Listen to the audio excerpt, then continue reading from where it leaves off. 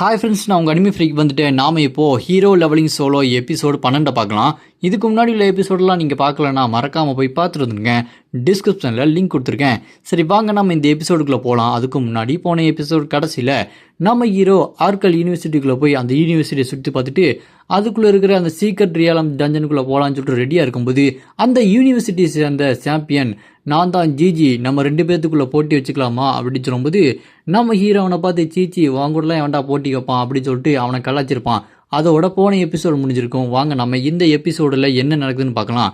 இந்த எபிசோடு ஸ்டார்டிங்கில் நம்ம ஹீரோ அந்த சீக்ரெட் ரியாலம் டஞ்சனுக்குள்ளே போனால் அது ஒரு டெத்து பெனால்ட்டி மாதிரி ஒரு வித்தியாசமான டஞ்சன்.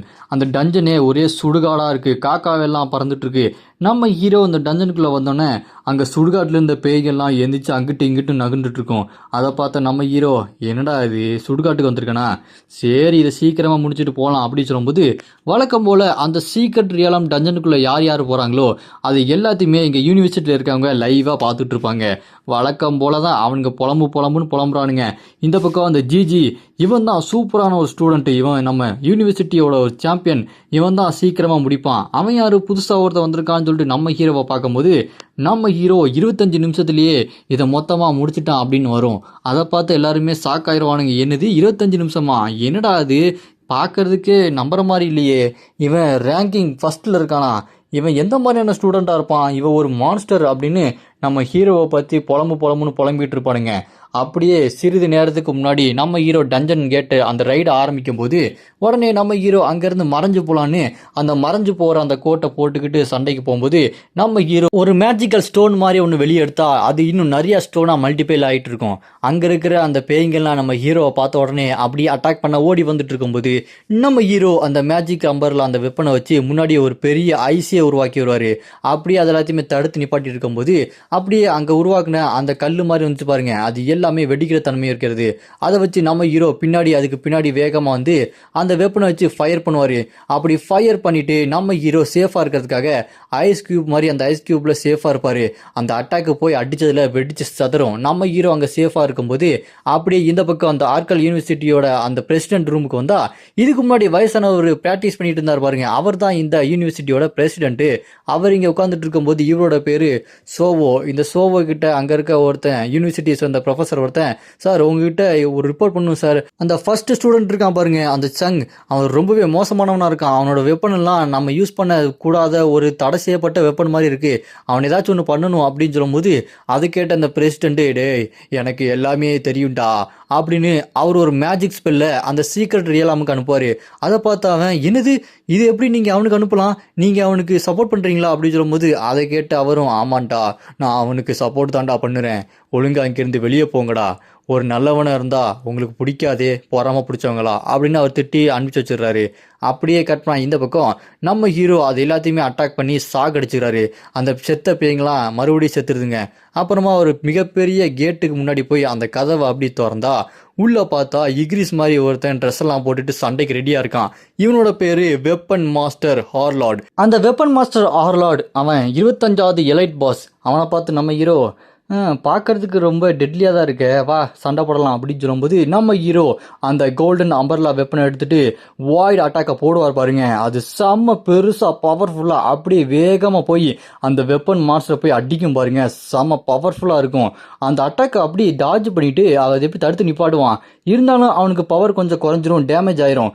இருந்தாலும் அவன் அப்படி பறந்து வந்து நான் இந்த மாதிரி ஒரு சேலஞ்சுக்காக தான் காத்துட்டு இருந்தேன், நீ ரொம்ப ஸ்ட்ராங்காக இருக்கிற, எனக்கு ரொம்ப சந்தோஷமாக இருக்குது அப்படின்னு பறந்து வந்து நம்ம ஹீரோ மேலே ஒரு அட்டாக்கு டம்முன்னு போடுவான். நம்ம ஹீரோ அப்படியே டாஜ் பண்ணி பின்னாடி பறந்து போய் அந்த வெப்பனை அப்படி கன்னாக மாற்றி டப்பன்னு சுட்டுக்கிட்டே இருப்பார். அவனோட பவர் கொஞ்சம் கொஞ்சமாக குறைஞ்சிட்டு இருக்கும்போது அதை பார்த்துட்டு அந்த வெப்பன் மாஸ்டர், இந்த மாதிரி ஒரு வெப்பன் ஒன்று இருக்கா அப்படின்னா என்னோட பிளேடு எப்படி அட்டாக் பண்ணுதுன்னு பார்க்குறியா, limitless world went speed increase அப்படின்னு சொல்லிட்டு ஒரு பெரிய சூறாவளி மாதிரி சூழலை உருவாக்கிட்டு அட்டாக் பண்ண ரெடியாக இருப்பான் பாருங்க. அவன் பண்ணுற அந்த சூறாவளி அட்டாக்கை நம்ம ஹீரோவால் டாஜ் பண்ண முடியாமல் அட்டாக் பண்ணுவார். அப்படி அட்டாக் பண்ணும்போது நம்ம ஹீரோக்கு பயங்கர டேமேஜ் ஆயிரும். அதை எப்படியாச்சும் சரி பண்ணணும்னு ஹீலிங் போர்ஷனை நம்ம ஹீரோ குடிச்சு ஹீல் பண்ணிக்கிட்டே இருப்பார். அப்படி இருந்தாலுமே திரும்ப அட்டாக் விழுந்துக்கிட்டே இருக்கும். நம்ம ஹீரோ ஹீலிங் பண்ணிக்கிட்டே இருப்பார். ஹீலிங் பண்ணிகிட்டே ஓங்கி ஒரு அட்டாக்கை போடுவார் பாருங்க, அவ்வளோதான். அவன் சோலி முடிஞ்சிடும். அவன் தலையை வெட்டி நம்ம ஹீரோ கொன்றுவாரு. கொன்னதுக்கப்புறம் நம்ம ஹீரோவோட உடம்பு ரொம்ப அடிபட்டிருக்கும். இருந்தாலும் டக்குன்னு எல்லாமே ஆட்டோமேட்டிக்காக ஹீல் ஆகும். இது என்னது இது, டக்குன்னு பார்த்தா எல்லாமே ஹீல் ஆகிட்டு இருக்கே அப்படின்னு சொல்லிட்டு அவன் பார்த்துட்டு இருப்பான்.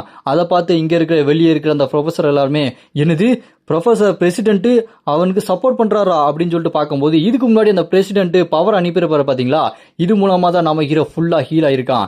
இங்கே நடக்கிற எல்லாத்தையுமே பார்த்துட்டு அங்கே இருக்க எல்லா ப்ரொஃபஸர்ஸும் என்ன நடக்குது இங்கே, இவனுக்கு மட்டும் எதுக்கு ஒரு தனி உரிமை தனி அடையாளம், எல்லாமே இவனுக்கு சலுகை அதிகமாக இருக்கே அப்படின்னு அங்கே இருக்க ப்ரொஃபஸர்ஸ் எல்லாருமே நம்ம ஹீரோ மேலே பொறாமப்பட்டு இருப்பானுங்க. அப்படியே கட் பண்ணா நம்ம ஹீரோ வேற ஒரு இடத்துக்கு போகிறான். அங்கே பெரிய மாளிகை மாதிரி இருக்குது. அந்த இடத்துக்கு நம்ம ஹீரோ போய் பார்த்தா எல்லாருமே நிறைய பேர் முட்டி போட்டு ஒருத்தருக்கு முன்னாடி உட்காந்துட்டு இருப்பானுங்க. இவனோட பேர் ஸ்கார்லட் கமாண்டர் மார்கைன். இந்த மார்கைன் முன்னாடி எல்லாருமே மண்டி போட்டு இருக்கும் போது நம்ம ஹீரோ சீக்கிரட்டாக ஒரு இடத்துக்கு போகணும் அப்படின்னு சொல்லிட்டு மறுபடியும் யாரு கண்ணுக்கு தெரியாத அந்த கோட்டை போட்டு அண்டர் கிரவுண்டுக்கு போனால் அங்கே இருக்கிற சோல்ஜர்ஸ் இருப்பாங்க. அவங்க எல்லாத்தையுமே நம்ம ஹீரோ அடித்து நாக் அவுட் பண்ணிட்டு ஒரு ரூமை அப்படி திறப்பான். உள்ளே பார்த்தா ஒருத்தனை சங்கிலியால் கட்டி போட்டு அடிபட்டு ரத்தமாக ஒழுகிட்டு இருக்கும். அவன் நகர முடியாமல் இருப்பான்.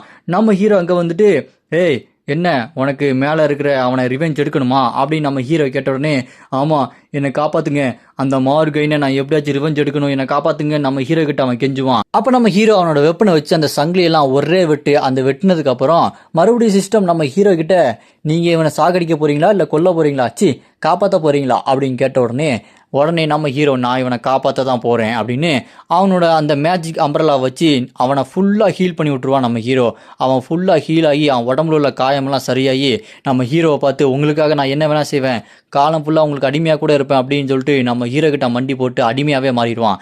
அப்படியே நம்ம ஹீரோ திரும்ப அந்த மார்கைன் இருக்க இடத்துக்கு அப்படியே கூட்டத்தை பொழந்துட்டு வர அங்கே முட்டி போட்டு உட்காந்து எல்லாருமே நம்ம ஹீரோ பார்த்துட்டு எவனோ ஒருத்தன் உள்ள வந்துட்டான், இவனை கொன்னே தீரணும் அப்படின்னு சொல்லிட்டு அவனுக்கு எல்லாருமே நம்ம ஹீரோ விரட்டிட்டு வர நம்ம ஹீரோ அந்த மிகப்பெரிய மாளிகையை விட்டு வெளியே ஓடி வருவார். அங்கே பார்த்தா மிகப்பெரிய கடலே இருக்கும் பள்ளத்தில். அந்த பள்ளத்துக்குள்ளே குதிக்கிற மாதிரி காமிக்க எல்லாருமே போய் குதிச்சிருவானுங்க.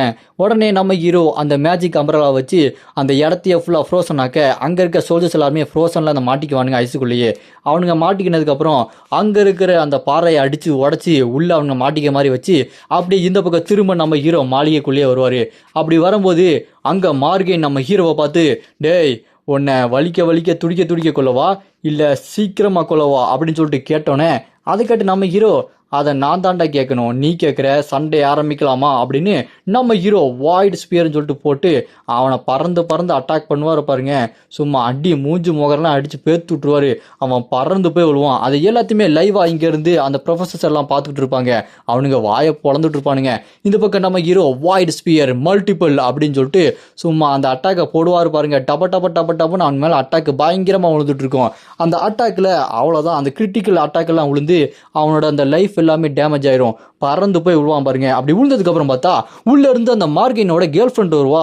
அவ ஒரு மேஜிக் ஸ்பெல்ல நம்ம ஹீரோவை பார்த்து போட்டோன்னே நம்ம ஹீரோவால் அசைய கூட முடியாம அப்படி கஷ்டப்பட்டு நின்று இருப்பான். 60 செகண்டுக்கு நம்ம ஹீரோவால் ஒன்றுமே செய்ய முடியாத நிலைமைக்கு ஆயிரும். அப்போ அவ அந்த டைமை யூஸ் பண்ணி அவனோட அந்த பாய் ஃப்ரெண்டையும் அவளையும் கொஞ்சம் ஹீலிங் பண்ணிட்டு இருப்பா. அப்படி ஹீலிங் பண்ணிட்டே இருக்கும்போது நம்ம ஹீரோ ஒருத்தனை காப்பாற்றினா பாருங்க. அவன் அப்படியே அட்டாக் பண்ணுறதுக்கு அவளுக்கு பின்னாடி ஓடி வந்துட்டு இருப்பான். அதை பார்த்துட்டு அவள் வாயை பொழந்துட்டு ஏய் நீ எப்படா வெளியே வந்த, உன்னால் எப்படி எஸ்கேப் ஆக முடிஞ்சுது அப்படி சொல்லிட்டு வாயை பொழந்து பார்த்துட்டு இருக்கும்போது அவன் ஓங்கி ஒரு அட்டாக்கை போடுவான் பாருங்க. அவள் அப்படியே தப்பிச்சு அப்படி அவள் எஸ்கேப் ஆனதுக்கப்புறம் இங்கே இருக்க அவன் சுத்தியில் கையில் வச்சுக்கிட்டு நீயும் உன்னோட பாய் ஃப்ரெண்டு என்னை எவ்வளோ அசிங்கப்படுத்துனீங்க, இன்னைக்கு தாங்கடி உங்களுக்கு கடைசி 4 சாவுங்கடி அப்படின்னு சொல்லும்போது இந்த பக்கம் நம்ம ஹீரோ பார்த்து சிரிச்சுக்கிட்டு இருப்பான். கொஞ்சமாக நார்மல் ஆகிட்டே இருப்பான். அப்போ அவன் நம்ம ஹீரோவை பார்த்து இதுக்கெல்லாம் நீ தான் காரணமா, நீ தான் இவனை எஸ்கேப் பண்ண வச்சியா, உன்னை விட மாட்டேன்டா, அவனை கொல்ல போறேன்னு சொல்லிட்டு அவள் அட்டாக் பண்ண போக அதை நேரம் நம்ம ஹீரோ காப்பாற்றினவன் மறுபடியும் சுத்தியில் எடுத்துட்டு பறந்து வந்து அட்டாக் பண்ண வருவான்.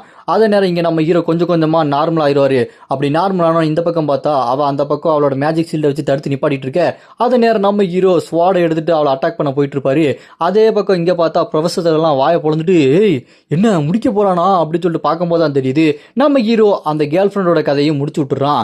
அப்புறம் இந்த பக்கம் ஒரு ப்ரொஃபஸரை பார்த்தா வந்துட்டான், இவன் தான்டா சாம்பியன், நம்ம யூனிவர்சிட்டியோட சாம்பியன் இவன் தான்டா ஜிஜி அப்படின்னு சொல்லும்போது சும்மா சீனை போட்டுக்கிட்டு என்ன நான் தான் ஃபர்ஸ்ட் வந்தேனா, எனக்கு முன்னாடி யாருமே வரல அப்படின்னு சொல்லிட்டு வெளியே வந்து நிற்கும் போது அங்கே இருக்க யாருமே கை தட்டாமல் ஒன்றுமே பண்ணாமல் இருக்கும்போது அதை பார்த்துட்டு அவன் என்ன யாருமே எதுவுமே பண்ண மாட்டாங்க என்னாச்சுன்னு சொல்லிட்டு பின்னாடி திரும்பி அப்படி ஸ்க்ரீனை பார்த்தா நம்ம ஹீரோ பண்ண சம்பவம் எல்லாமே அதில் வரும். அதை பார்த்துட்டு இவன் எப்படி இதெல்லாம் பண்ணா அப்படின்னு சொல்லிட்டு அந்த ஜிஜி ஷாக் ஆகிட்டு அந்த ஸ்க்ரீனை பார்ப்பான் பாருங்க.